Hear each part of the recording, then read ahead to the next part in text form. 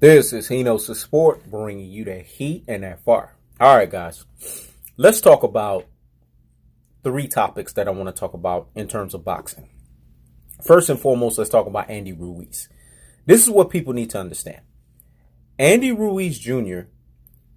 does not get eliminated or does not get what I would say subtracted from blame.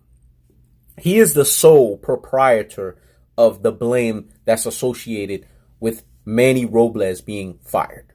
And the reason why I say this is because he has a trainer that cared for him, a trainer that wanted his best interest, a trainer that wanted to see him rewrite history again and the throne and fully dismantle Anthony Joshua. He didn't listen to his trainer. You heard Andy Ruiz Jr.'s response at the end of the fight.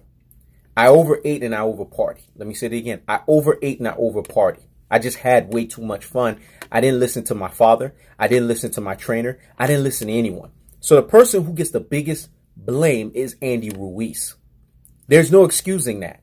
Because when you don't take the craft, the sweet science, the square circle, boxing itself seriously, then you have no one to blame but yourself. You know, many lives, many videos in the past that I've done associated with Andy Ruiz, I've talked about how Andy Ruiz, the law of gravity, right? Anatomy and physiology did not work in his favor. Anyone that's been in the service, in the military, they understand when you're in the desert, you want the least amount of weight on your body because it has a detrimental effect on how your body can perform at its maximum proficiency. Andy Ruiz goes in and gains a whopping 15 pounds in the rematch. In the first fight, you were 268. You were what we call the cool Pillsbury Doughboy. You were the biggie of the heavyweight division. And when I say the biggie, I'm talking about the cool fat boy. That's what you were. You went from that to then you became the fat boy that no one wants to be around. You gained a whopping 15 pounds. On the weight scale, you were 283 pounds. This was because of you looking at pizzas when you were in New York, and instead of listening to what the interviewer was telling you, you're so glamorized and so amazed by the pizza itself, looking at the pizza like, that's a guy that's not focused. A guy that's sitting there listening to, you know what I'm saying, songs in a club, you know what I'm saying, and just having fun, wilding out, partying, drinking, doing all kinds of things. And I'm talking about doing this to a level of excess to a point of no return. So Andy Ruiz has no one to blame but himself. Manny Robles has no one to blame but himself too, because you did not control your fighter. As a trainer, it is your job to stay on top of your fighter, especially when they're in training camp.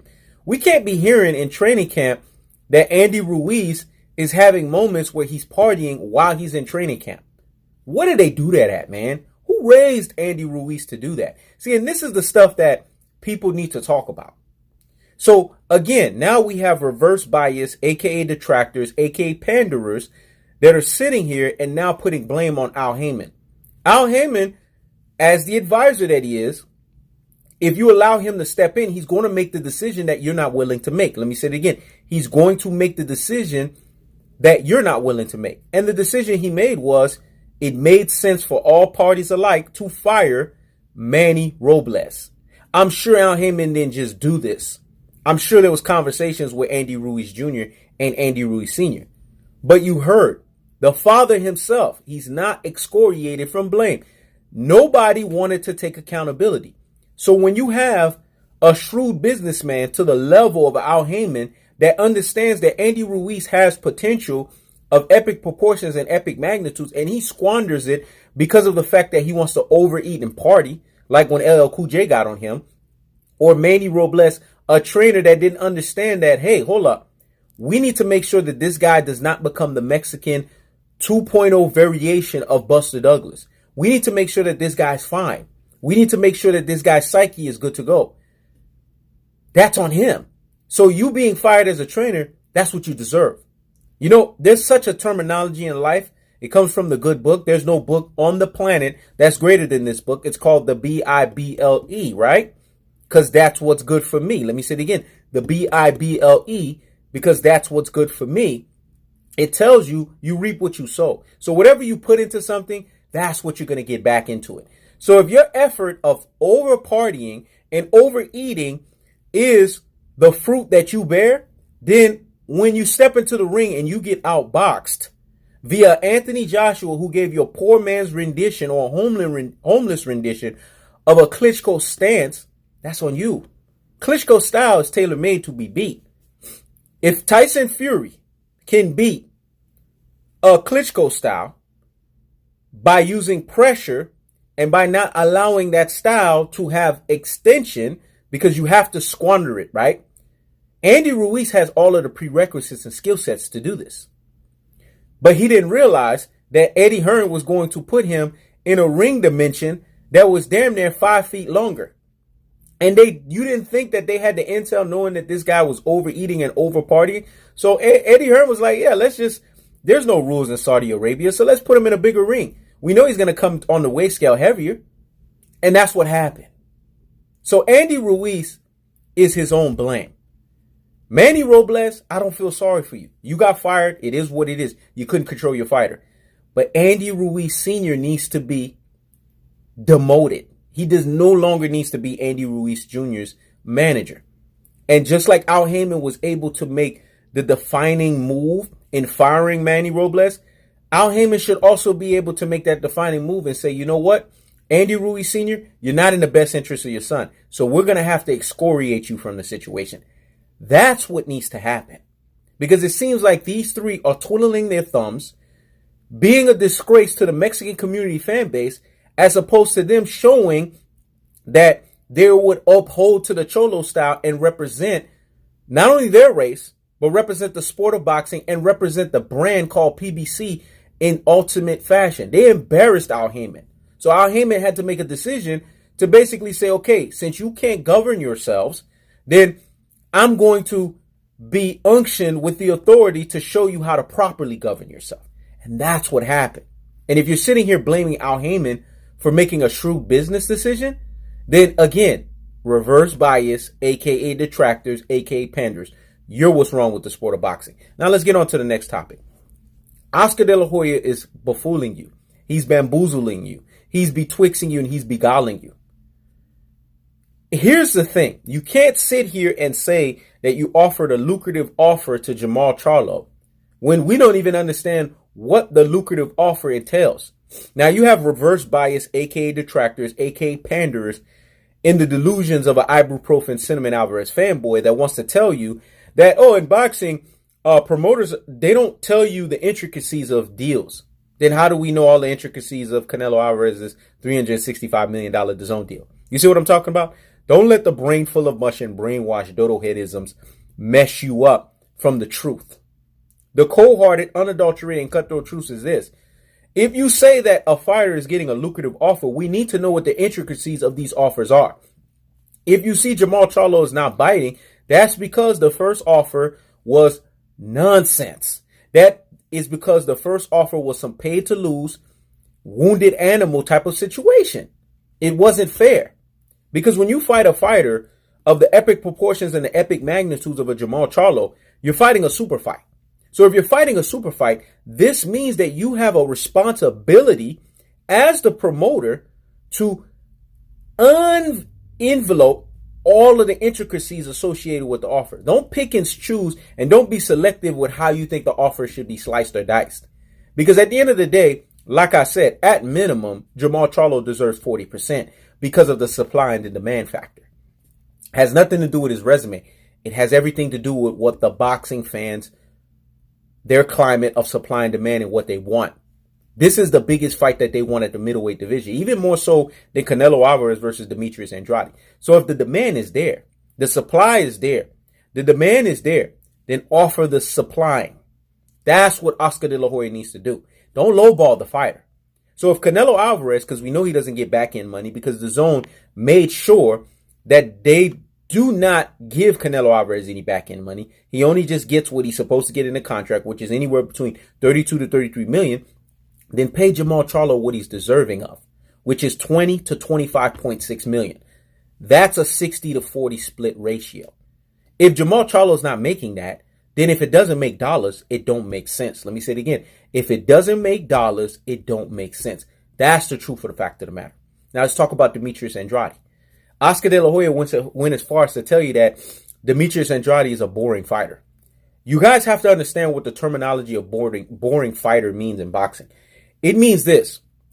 It means that it's a style that's too hard for us to deal with. Remember, the term boring fighter, the terminology became synonymous with Floyd Mayweather. Do you understand why? Because you have people that are proponents of the come forward style, right? Which is a style that's basically not boxing. They are allergic to what the true sweet science is, which is hit and don't get hit. They saw that Mayweather used this style in the true variation of pugilism to give a bachelor's degree's ass whipping to Canelo Alvarez. So Oscar De La Hoya understands the blueprint is fresh and it's out there for Canelo Alvarez to still be exposed by this blueprint, a la Floyd Mayweather. This is why I'm happy that BWAA was able to be smart enough to say, you know what? We're going to give Floyd Mayweather the Fighter of the Decade award. That was smart on their part. Jermall Charlo can use this blueprint. Demetrius Andrade can definitely use this blueprint because his bread and butter is boxing you. They don't want that. Because what Oscar De La Hoya is not telling you is that the reason why Demetrius Andrade is pegged as a boring fighter is because he's too hard of a puzzle for Canelo Alvarez to figure out. He's basically what you would say too slick. Because that's what they do when they think of Afro descent fighters. They're too slick, especially the elite variations, right?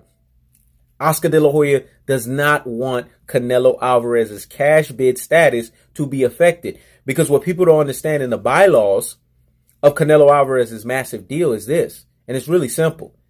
If Canelo Alvarez loses to a Jermall Charlo or Demetrius Andrade, this means these guys become the superstar fighters of the middleweight division overnight.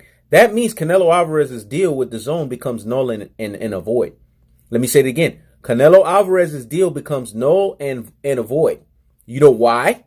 Because Canelo Alvarez's whole reason of having that contract is so that DAZN can massify and DAZN can benefit and profit off of getting as much subscriptions as possible. They've been successful at doing this because they've gotten pretty much the Mexican community fan base and a lot of these Cinnamon Alvarez fanboys. And in order for this to continue to happen, that means Canelo Alvarez must go blemish free. But if he gets another blemish to the level of a Floyd Mayweather, then DAZN has no need for him. And then they'll just say, you know what? Your contract is null and void. This is not a contract that is guaranteed like people think it is. Oscar De La Hoya understands this.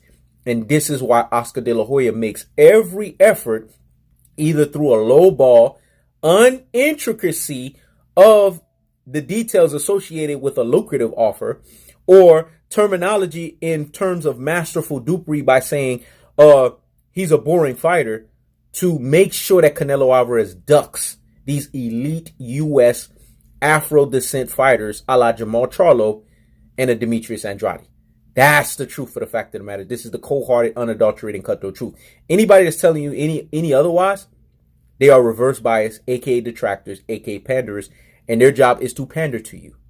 Now let's get on to the last topic. Terence Buck Crawford. Terence Buck Crawford has a fundamental issue. I've listened to many of the subscribers that subscribe to Henos' Sport. They've dropped comments months in and months out for many months. Shout outs to Quentin Luster, you know what I'm saying? You know, shout outs to Claude Brown. Shout outs to, you know what I'm saying, Donald Brown. Shout outs to a lot of people that dropped that heat and that fire and said, look, man, we're not buying this chihuahua barking behind the damn fence in Terence Buck Crawford. Let me say it again. Chihuahua barking behind the damn fence antics in Terence Buck Crawford. They didn't buy it. And you know why they didn't buy it? Because they understood that there was beta boy behavior that was associated with Terence Bud Crawford. And there has been. Terence Bud Crawford just finally had the light bulb that reigned in his brain that told him all of a sudden that he has to wait on the Earl the True Spence fight. You were always going to wait because you are the B-side position to Earl the True Spence A-side equation. You haven't done any heavyweight lifting. You want to fight Conor McGregor. This is so... I'm sorry to say that again. I got to do it again. When Floyd Mayweather fought Conor McGregor, and Manny Pacquiao has the exception to do this as well, too. They've done everything that the sport of boxing asked of them to do. They are in position to fight a crossover opponent from another combat-related sport because they didn't cheat the sport. So because they didn't cheat the sport, it's a caveat, so to speak. It's a showcase fight reward to these guys for giving the sport so much. What has Terence Bud Crawford given the sport of boxing other than showcasing himself as an overblown 140-pounder? Let me say it again. What has Terence Bud Crawford shown the sport of boxing other than just being an overblown 140-pounder? That's what he's been. Because I haven't seen any heavyweight lifting at the welterweight division. Fighting a lame duck Jeff Horn doesn't give you credence. Fighting a one-legged Jose Benavidez doesn't give you credence. Fighting a 5-year past his prime, and at this point it's 10 years now, Amir Khan, glass chin variation, who got exposed by both Danny Garcia, who's another overblown 140-pounder, and then Canelo Alvarez, who really damaged him beyond repair. Terence Bud Crawford fights this guy, and that's credible? That's credence at welterweight division? Come on. Now, if it was 5 years before that, yes, now you can say that. And then fight Green Mean Machine, a guy who was 262 days on the shelf, exposed Terence Bud Crawford to a level of variation and degree, in so much so that Terence Bud Crawford got knocked down because of a flawed fighter DNA style of hit me, I'm going to hit you back, hit me, I'm going to hit you back, hit me, I'm going to hit you back.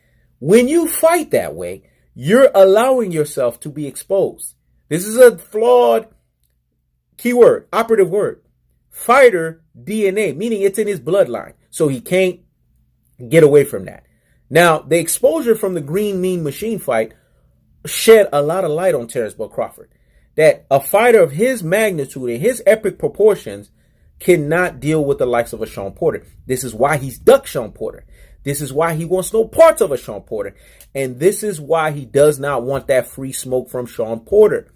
You guys that are boxing fans, that come in cold-hearted, unadulterated, and cutthroat truth-teller fashion, that are deep thinkers, the real G's, the super real G's, and the ultimate real G's out here in these boxing streets, need to hold Terence Bud Crawford accountable.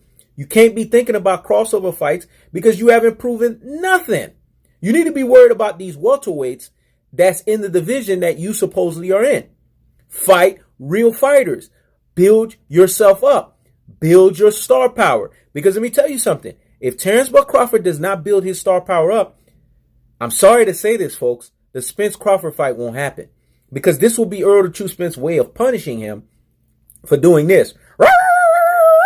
Barking behind the damn fence via social media, trying to air out dirty laundry in beta boy fashion, and thinking that he can strong-arm Earl the True Spence when Earl the True Spence is the one that has the keys to the city and keys to the kingdom in terms of the Spence and the Crawford fight. Remember, A-side equation versus B-side position.